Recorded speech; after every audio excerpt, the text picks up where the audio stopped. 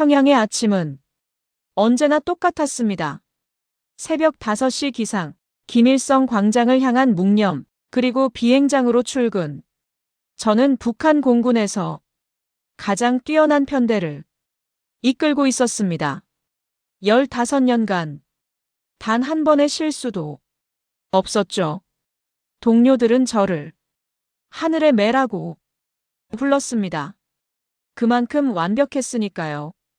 그날도 훈련은 완벽했습니다. 5대의 전투기가 일사불란하게 대형을 이루며 하늘을 가르는 모습, 지상에서 보면 한 마리 새처럼 보였을 겁니다. 편대장님, 오늘 비행 완벽했습니다.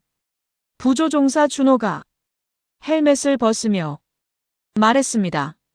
준호는 제 절친이자 가장 믿을 수 있는 전우였죠. 다들 수고했네. 저는 편대원들을 돌아보며 말했습니다. 우리는 함께 목숨을 걸고 하늘을 나는 사이 서로의 등을 맡길 수 있는 유일한 존재들이었습니다. 오후 5시 드디어 퇴근. 평양 시내의 낡은 아파트가 제 집이었습니다. 5층 건물의 3층. 엘리베이터는 10년 전부터 고장이었죠. 하지만 그 계단을 오르는 시간이 저는 좋았습니다. 집에 가까워질수록 딸아이의 웃음소리가 들릴 것 같았거든요. 문을 열자 아내 수진이가 앞치마를 두른 채 반겼습니다. 일찍 왔네요. 오늘 훈련이 일찍 끝났어. 거실 한쪽에서 지민이가 그림을 그리고 있었습니다. 아빠, 딸아이가 벌떡 일어나 제품으로 달려왔죠. 우리 지민이 오늘 뭐 했어? 학교에서 김일성 원수님 그림 그렸어요. 딸아이는 자랑스럽게 크레파스로 그린 그림을 보여줬습니다. 저는 웃으며 딸의 머리를 쓰다듬었죠. 이게 제 삶이 전부였습니다. 소박하지만 행복한 여러분은 완벽한 일상이 한순간에 무너지는 걸 경험해 보신 적 있으신가요? 저는 그날 저녁 그걸 경험했습니다. 저녁 6시 30분. 전화벨이 울렸습니다. 강민혁 대위, 즉시 본부로 출두하시오. 차갑고 무미건조한 목소리였습니다. 아내의 얼굴이 창백해졌죠. 무슨 일이에요? 모르겠어. 금방 다녀올게. 저는 군복으로 갈아입고 집을 나섰습니다. 하지만 가슴 한쪽이 묘하게 무거웠죠. 본부 지하 3층. 일반 군인들은 출입할 수 없는 극비 회의실이었습니다. 긴 테이블 앞에 3명의 고위 장교가 앉아 있었죠. 그들의 표정은 차갑고 단호했습니다. 강민혁 대위. 예. 자네에게 특별 임무를 부여한다. 가장 계급이 높은 대좌가 입을 열었습니다. 다음 달 15일 자네 편대는 서해상 특별훈련에 참가하게 될 것이다. 알겠습니다. 저는 곧바로 대답했죠. 하지만 뭔가 이상했습니다. 그들의 눈빛이 너무 차가웠거든요. 이 임무는 절대 기밀이다. 가족에게도 누설하지 마라. 예. 특히 대좌가 잠시 말을 멈췄습니다. 자네 딸 강지민이라고 했나? 그 순간 제 심장이 멎는 것 같았습니다. 왜 갑자기 딸 이야기를 하는 거지? 예. 그렇습니다. 귀여운 아이더군. 학교에서도 모범생이라던데. 대좌가 차갑게 웃었습니다. 그 웃음에는 위협이 담겨 있었죠. 임무에 충실하게. 알겠나? 알겠습니다. 저는 경례를 하고 회의실을 나왔습니다. 손이 떨렸습니다. 뭔가 잘못되고 있다는 걸 온몸으로 느꼈거든요. 집으로 돌아가는 길, 저는 계속 생각했습니다. 왜 딸 이야기를 꺼냈을까? 왜 저렇게 차갑게 웃었을까? 문을 열고 들어서자 아내가 소파에 앉아 있었습니다. 딸은 이미 잠든 모양이었죠. 수진아. 저는 아내 옆에 앉았습니다. 아내의 눈이 빨갛게 부어 있었어요. 울었던 거죠. 무슨 일 있어? 당신. 아내의 목소리가 떨렸습니다. 오늘 낮에 보위부 사람들이 학교에 왔대요. 뭐? 지민이 선생님한테 당신에 대해 물어봤대요. 최근에 이상한 행동은 없었냐고. 그 순간 모든 게 이해됐습니다. 상부가 저를 의심하고 있었던 겁니다. 그리고 딸을 인질로 잡고 있었던 거죠. 그게 다가 아니에요. 수진이가 떨리는 손으로 제 손을 잡았습니다. 준호 아내한테 전화가 왔어요. 준호네도 똑같은 일을 당했대요. 준호까지. 그럼 우리 편대 전체가 당신 대체 무슨 일에 휘말린 거예요? 아내의 눈에서 눈물이 흘러내렸습니다. 저는 아무 말도 할 수 없었죠. 15년간 완벽하게 충성했던 이 나라가 제 가족을 볼모로 잡고 있었습니다. 그날 밤 저는 잠을 이룰 수 없었습니다. 창밖을 바라보며 끊임없이 생각했죠. 평양의 밤은 어둡고 고요했습니다. 가로등도 별로 없어서 별들만 빛나고 있었죠. 저 별들 너머에는 자유로운 세상이 있을까? 그곳에서는 아이들이 걱정 없이 웃을 수 있을까? 다음 날 아침, 저는 일찍 집을 나섰습니다. 준호를 만나야 했거든요. 비행장 옆, 정비고 뒤편, 아무도 오지 않는 외진 곳이었죠. 준호는 이미 와 있었습니다. 형님, 준호의 얼굴도 창백했습니다. 자네도 들었나?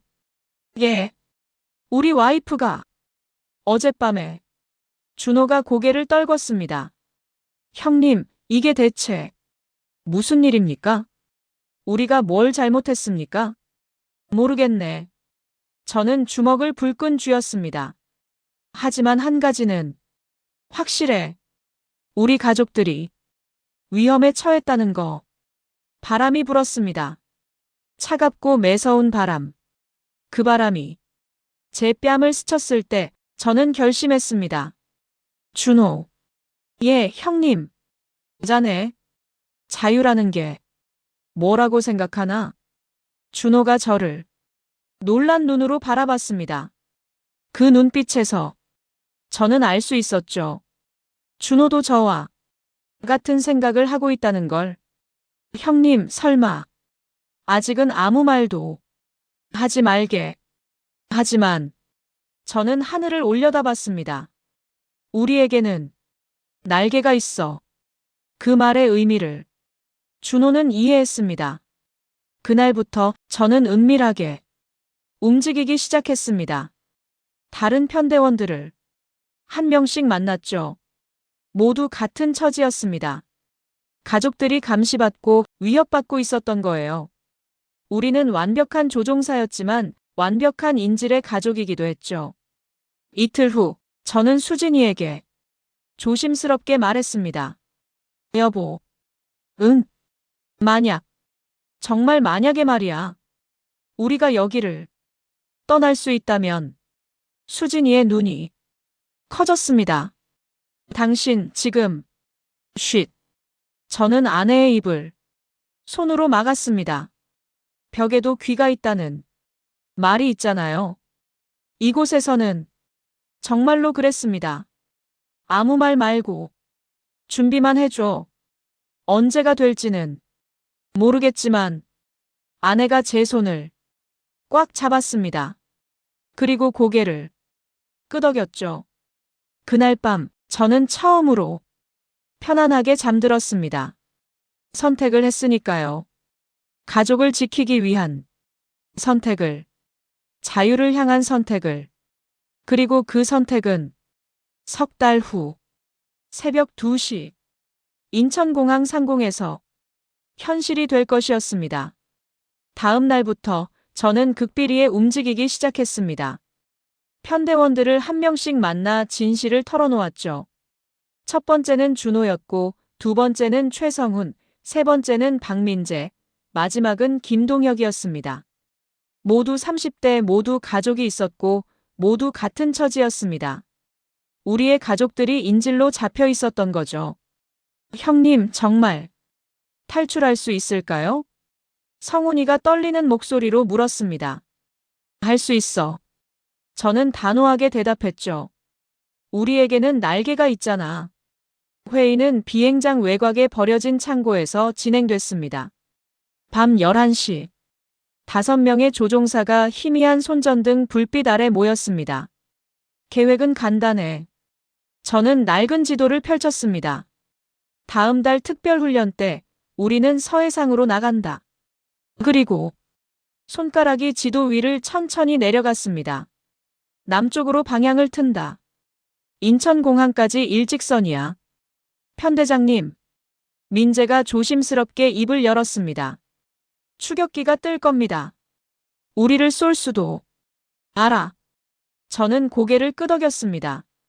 하지만 우리가 가장 빠르고 가장 잘 나는 놈들이야. 그리고 잠시 숨을 고르고 말을 이었죠. 휴전선만 넘으면 한국군이 보호해 줄 거야. 가족들은요? 동혁이 물었습니다. 모두가 가장 걱정하는 부분이었죠. 먼저 빼내야 해. 중국으로. 저는 이미 계획을 세워놨습니다. 브로커를 통해 가족들을 먼저 탈출시킨다. 우리는 그 다음에 날아가는 거야. 쉽지 않은 계획이었죠. 하지만 다른 방법은 없었습니다. 일주일 후, 저는 아내 수진이에게 모든 걸 말했습니다. 당신, 미쳤어요? 수진이가 창백한 얼굴로 저를 바라봤습니다. 실패하면 우리 모두 죽어요. 실패하지 않아. 저는 아내의 손을 꽉 잡았습니다. 지민이를 봐. 저 아이가 이 지옥에서 평생 살게 할 순 없어. 아내의 눈에서 눈물이 흘러내렸습니다. 하지만 고개를 끄덕였죠. 알았어요. 어떻게 하면 돼요? 브로커와의 접촉은 위험했습니다. 중국인 상인으로 위장한 그 남자는 평양시장 구석에서 저를 기다리고 있었죠. 가족 3명, 국경까지 데려가는데 미화 10,000달러요. 엄청난 돈이었습니다. 하지만 저는 15년간 모아둔 전 재산을 꺼냈죠. 여기 5,000달러 있소. 나머지는 남쪽 가서 주겠다. 브로커가 비웃었습니다. 그건 안 돼요. 선불이에요. 그럼 이렇게 하죠. 저는 주머니에서 무언가를 꺼냈습니다. 아버지가 물려주신 금반지였어요. 이거면 5,000달러 값은 할 겁니다. 브로커가 반지를 빛에 비춰보더니 고개를 끄덕였습니다. 좋아요. 3일 후 자정, 압록강 근처 지정된 장소에서 대기하세요. 계획은 시작됐습니다. 이틀 후 밤, 저는 수진이와 마지막 시간을 보냈습니다. 지민이는 이미 잠들어 있었죠. 여보. 수진이가 제 품에 안겼습니다. 우리 다시 만날 수 있을까요? 당연하지. 저는 아내를 꽉 껴안았습니다. 3달만 기다려. 내가 반드시 데리러 갈게. 만약에. 만약은 없어. 저는 아내의 입술에 키스했습니다. 우리는 반드시 다시 만나. 자유로운 땅에서. 다음 날 밤 수진이와 지민이는 집을 떠났습니다. 가방 하나만 들고 아무것도 모르는 척 평범하게. 저는 창문 너머로 그들의 뒷모습을 지켜봤습니다. 가슴이 찢어지는 것 같았죠. 하지만 눈물을 흘릴 수는 없었습니다. 아직 할 일이 너무 많았으니까요. 3일이 지났습니다. 브로커에게서 연락이 왔죠. 잘 도착했습니다. 중국 단둥에 있어요. 그 순간 저는 바닥에 주저앉았습니다. 안도감에, 그리고 그리움에. 준호네 가족도 성훈이네 가족도 모두 무사히 국경을 넘었습니다. 이제 우리 차례였죠. 특별훈련일은 3월 15일로 잡혔습니다. 그날까지 한 달, 우리는 완벽하게 준비했습니다. 비행 경로를 외우고 한국 공군의 주파수를 암기하고 비상 착륙 절차를 수없이 연습했죠. 형님, 떨려요. 출격 전날 밤 준호가 말했습니다. 나도 그래. 저는 솔직하게 대답했죠. 하지만 우린 해야 해. 가족들이 기다리고 있어. 3월 15일 새벽. 우리는 평소처럼 비행복을 입고 전투기에 올랐습니다. 5대의 전투기. 미그 29. 북한 공군 최고의 기체들이었죠. 관제탑과 교신을 시작했습니다. 독수리 편대, 이륙허가 요청합니다. 독수리 편대, 이륙허가. 훈련 공역으로 이동하시오. 엔진이 포효했습니다. 활주로를 달리는 전투기. 그리고 이륙. 하늘로 솟아오르는 순간 저는 느꼈습니다. 이게 마지막이라는 걸. 평양상공을 선회하며 저는 아래를 내려다봤습니다. 회색빛 도시. 제가 38년을 살아온 곳. 하지만 이제는 감옥처럼 느껴졌죠. 독수리 편대, 서해상으로 방향 전환. 우리는 서쪽으로 날아갔습니다. 해안선이 보이고 바다가 펼쳐졌습니다. 이제였습니다. 형님. 준호의 목소리가 헤드셋으로 들렸죠. 지금입니다. 좋아. 저는 심호흡을 했습니다. 모두 들어. 지금부터 교신을 끊는다. 계획대로 남쪽으로 방향 전환. 손이 조종간을 움켜쥐었습니다. 그리고 틱. 교신기를 껐습니다. 동시에 5대의 전투기가 급선회했죠. 남쪽으로. 자유를 향해. 독수리 편대. 독수리 편대. 응답하라. 관제탑의 다급한 목소리가 들렸지만 이미 늦었습니다. 우리는 최대 속도로 휴전선을 향해 날아가고 있었으니까요. 5분이 지났습니다. 레이더에 점들이 나타났죠. 편대장님. 성훈이 소리쳤습니다. 추격기입니다. 셋. 뒤에서 3대의 전투기가 쫓아오고 있었습니다. 속도 올려. 저는 명령했죠. 최대한 빨리 휴전선을 넘어야 해. 하지만 추격기들이 점점 가까워졌습니다. 경고 사격이다. 무전에서 차가운 목소리가 울렸죠. 즉시 귀환하라. 그렇지 않으면 격추한다. 타다다닥. 총알이 허공을 갈랐습니다. 우리를 맞추려는 게 아니라 겁을 주려는 사격이었죠. 하지만 저는 속도를 늦추지 않았습니다. 계속 간다. 심장이 터질 듯 뛰었습니다. 휴전선이 보였어요. 지상의 경계선. 그 너머가 자유였습니다. 조금만 더. 그때였습니다. 추격기 한 대가 미사일 라곤 신호를 보냈죠. 삐삐삐삐. 형님. 미사일. 동혁이 비명을 질렀습니다. 순간 저는 결정했습니다. 준호. 성훈. 너희 둘은 먼저 가. 나머지는 나를 따라. 저는 급선회에서 추격기들을 향해 돌진했습니다. 자살 행위였죠. 하지만 시간을 벌어야 했습니다. 추격기 조종사들이 당황했어요. 아군이 자신들을 향해 돌진하는 상황이었으니까요. 그 순간의 혼란. 그게 우리가 필요한 전부였습니다. 지금이야. 전력으로. 준호와 성훈의 전투기가 휴전선을 넘었습니다. 이어서 민재도. 형님. 빨리요. 동혁이 소리쳤습니다. 저는 마지막으로 기술을 돌렸습니다. 그리고 전력으로 가속했죠. 휴전선. 점점 가까워지는 그 선. 5초. 4초. 3초. 2초. 1초. 넘었습니다. 해냈다. 저는 소리쳤습니다. 우리가 해냈어. 한국 영공. 처음으로 숨을 쉰 것 같았습니다. 미확인 전투기. 미확인 전투기. 새로운 음성이 헤드셋으로 들렸죠. 한국 공군이었습니다. 즉시 신원을 밝히시오. 그렇지 않으면 격추한다.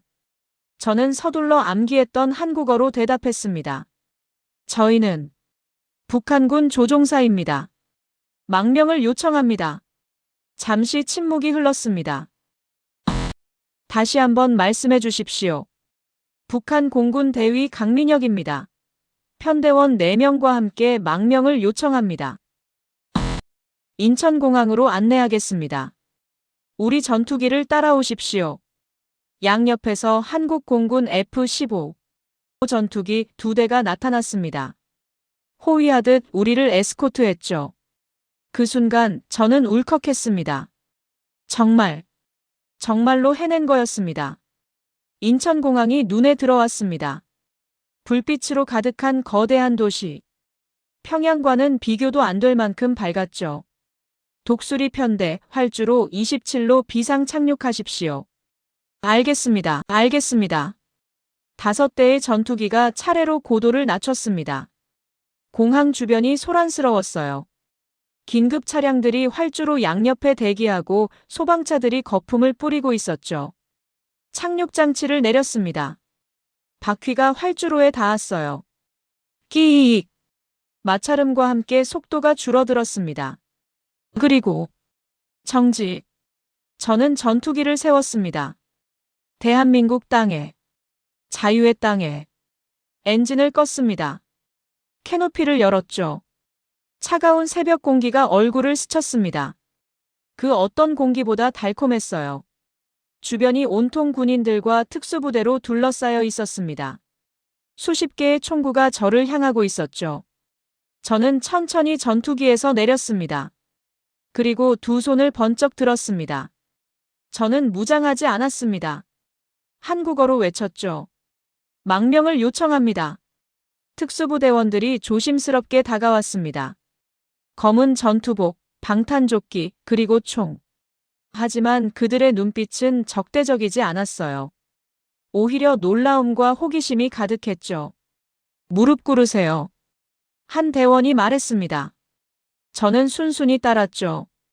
다른 편대원들도 마찬가지였습니다. 준호, 성훈, 민재, 동혁. 모두 무릎을 꿇고 두 손을 머리 위에 올렸습니다. 몸수색하겠습니다. 차갑지만 정중한 목소리였어요. 평양에서는 상상할 수 없는 태도였죠. 거기서는 명령만 있었으니까요. 수색이 끝나자 한 장교가 다가왔습니다. 계급장을 보니 중령이었어요. 저는 한국군 특수전사령부 김태준 중령입니다. 그는 또박또박 말했습니다. 여러분의 용기에 경의를 표합니다. 경의? 저는 귀를 의심했죠. 적군도 아니고 범죄자도 아니고 경이라니? 일어나십시오. 김태준 중령이 손을 내밀었습니다. 저는 멍하니 그 손을 바라봤어요. 그리고 조심스럽게 손을 잡았습니다. 따뜻했습니다. 환영합니다. 대한민국에. 그 말에 저는 울컥했습니다. 참았던 감정이 무너져 내렸죠. 준호도 울고 있었고 성훈도, 민재도, 동혁도 모두 눈물을 흘리고 있었습니다. 우리는 군용 차량에 태워져 이동했습니다. 창밖으로 보이는 서울의 야경. 수없이 많은 불빛들. 네온사인들. 달리는 자동차들. 저게 다 진짜예요? 동혁이 어린아이처럼 물었습니다. 네, 진짜입니다. 운전하던 군인이 웃으며 대답했죠. 저기 보이는 빌딩들 전부 불이 켜져 있죠? 여긴 전기가 24시간 들어옵니다. 우리는 할 말을 잃었습니다. 24시간 전기라니. 평양에서는 하루 4시간도 안 들어왔는데. 국정원 조사실로 안내됐습니다. 하지만 생각했던 것과 달랐어요. 고문실 같은 게 아니라 회의실처럼 생긴 깨끗한 공간이었죠. 테이블 위에는 물과 커피, 그리고 샌드위치까지 놓여 있었습니다. 드십시오. 배고프실 겁니다. 김태준 중령이 말했습니다. 저는 샌드위치를 집어들었어요. 한 입 베어 물었죠. 맛있었습니다. 아니, 맛있다는 표현으로는 부족했어요. 이렇게 부드럽고 풍성한 맛을 태어나서 처음 느꼈으니까요. 천천히 드세요. 김중령이 웃었습니다. 지금부터 여러분께 몇 가지 질문을 드리겠습니다. 강압적인 조사가 아니니 편하게 말씀해 주세요. 조사는 3시간 동안 이어졌습니다. 우리의 신원, 탈출 이유, 북한군 내부 정보. 하지만 정말로 강압적이지 않았어요. 오히려 공손하고 정중했죠. 강민혁 대위님.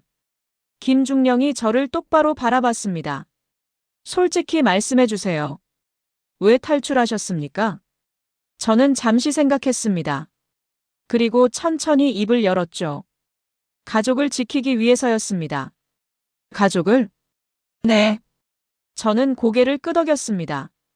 저희는 완벽하게 충성했습니다. 15년간 단 한 번의 실수도 없이 하늘을 지켰죠. 목소리가 떨렸습니다. 하지만 상부는 저희 가족들을 인질로 잡았습니다. 딸이 수용소로 끌려갈 수도 있다고 위협했죠. 김중령의 표정이 굳어졌습니다.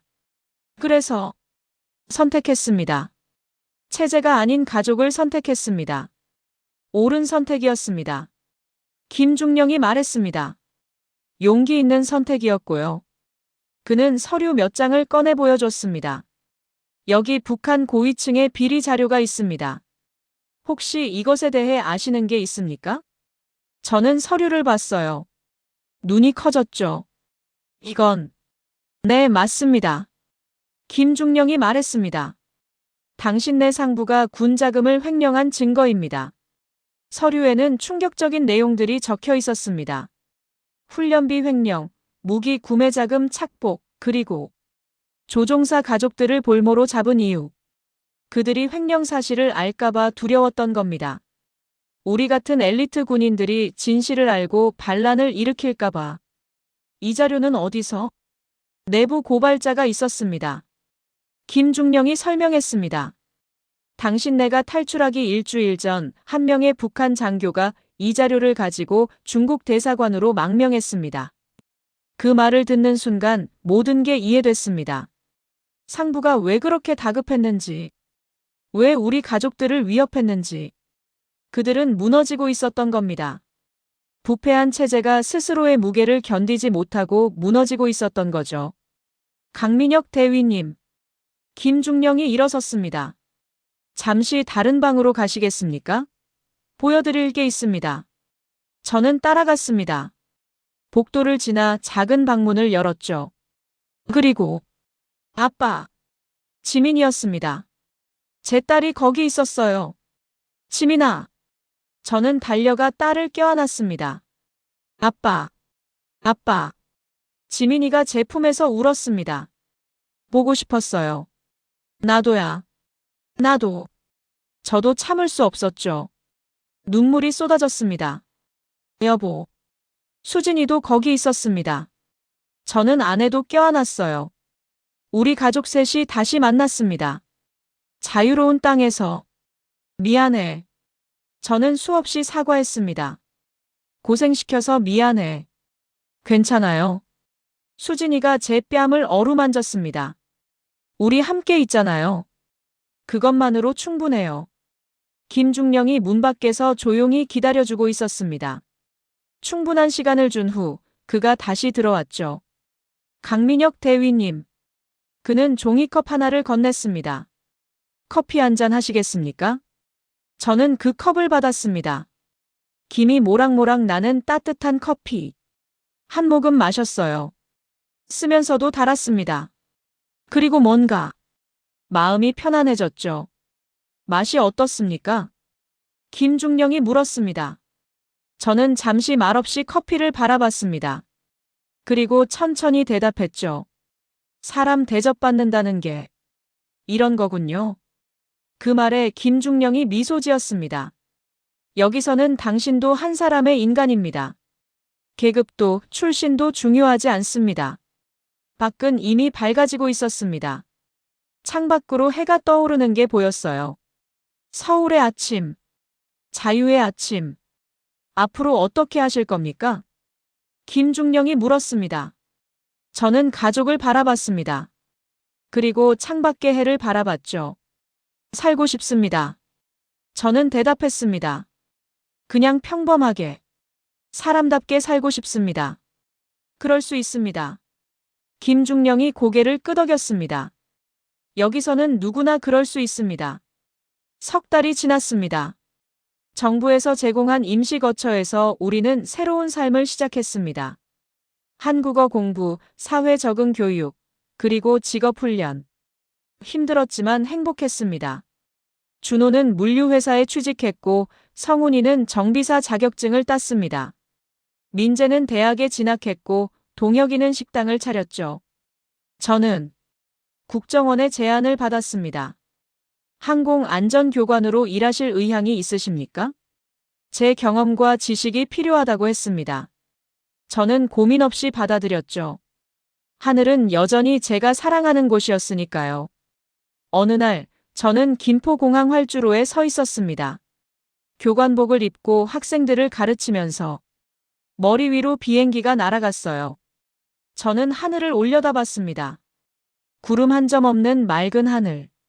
그 하늘 아래 저는 자유로웠습니다. 아빠. 퇴근 후 집에 가니 지민이가 달려왔습니다. 오늘 학교에서 1등 했어요. 우리 딸 대단한데? 저는 딸을 안아 올렸습니다. 수진이가 부엌에서 저녁을 준비하고 있었어요. 여보, 손 씻고 와요. 평범한 일상. 하지만 이 평범함이 얼마나 소중한지 저는 알고 있습니다. 자유롭게 사랑하고 자유롭게 꿈꾸고 자유롭게 살 수 있다는 것. 그게 얼마나 큰 축복인지. 밤에 준호에게 전화가 왔습니다. 형님, 저 다음 달에 결혼합니다. 정말? 축하해. 형님 덕분입니다. 형님이 없었으면 저는 지금도. 아니야. 저는 말을 끊었습니다. 우리 모두의 덕분이지. 그리고 우리를 받아준 이 나라 덕분이고. 통화를 끊고 저는 베란다로 나갔습니다. 서울의 야경이 눈앞에 펼쳐졌죠. 수없이 많은 불빛들. 그 불빛 하나하나가 누군가의 삶이고 누군가의 꿈이었습니다. 저도 이제 그중 하나였습니다. 자유로운 사람. 하늘을 나는 게 아니라 땅에 발 딛고 사는 평범한 사람. 그게 바로 제가 원했던 거였습니다. 여보, 뭐해요? 수진이가 뒤에서 물었습니다. 그냥 생각 중이야. 저는 아내의 손을 잡았습니다. 우리 잘한 거 맞지? 당연하죠. 수진이가 웃었습니다. 우리는 최고의 선택을 했어요. 그날 밤 저는 오랜만에 깊은 잠에 들었습니다. 악몽도 없었고 두려움도 없었습니다. 그저 평화로웠죠. 자유의 품에서. 그로부터 1년이 지났습니다. 저는 여전히 항공안전교관으로 일하고 있습니다. 지민이는 초등학교 3학년이 됐고 수진이는 병원에서 간호조무사로 일하고 있죠. 평범한 가족. 평범한 일상. 하지만 이 평범함이 얼마나 특별한지 저는 매일 느낍니다. 편대원들과는 한 달에 한 번씩 모입니다. 함께 밥을 먹고 이야기를 나누고 웃고 떠들죠. 우리는 더 이상 조종사가 아닙니다. 하지만 여전히 형제입니다. 함께 자유를 선택한 형제들. 가끔 뉴스를 봅니다. 북한 소식이 나오면 가슴이 아픕니다. 아직도 그곳에는 저희처럼 고통받는 사람들이 많으니까요. 하지만 저는 믿습니다. 언젠가는 그들도 자유를 찾을 수 있을 거라고. 그날이 오면 저도 도울 겁니다. 제가 받은 도움을 다른 이들에게 돌려주는 거죠. 여러분, 자유란 무엇일까요? 저는 이제 압니다. 자유란 선택할 수 있는 것입니다.